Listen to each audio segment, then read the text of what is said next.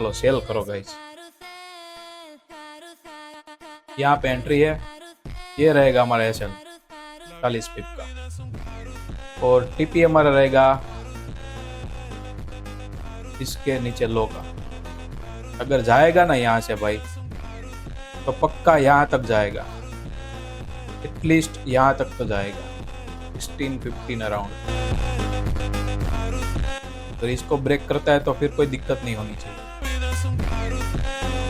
नहीं, ये बॉडी के नीचे तो क्लोजिंग देती है। तो भी एक बड़ी रेड कैंडल आनी चाहिए। यहाँ से आ गई भाई, जैसे ही बोला आ गई।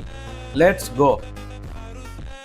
170 पिप डन है भाई, 170 पिप। 8 तक रखो भाई ये टीपी अभी हमारा। ये ट्रेड यहाँ तक जा सकता है भाई, यहाँ तक। अभी 97 का हम रखेंगे टीपी अपना। लेट्स गो भाई।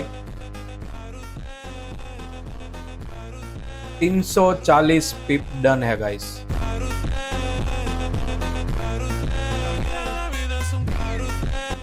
Let's go guys, final TP done. 480 pip done, 485 pip done.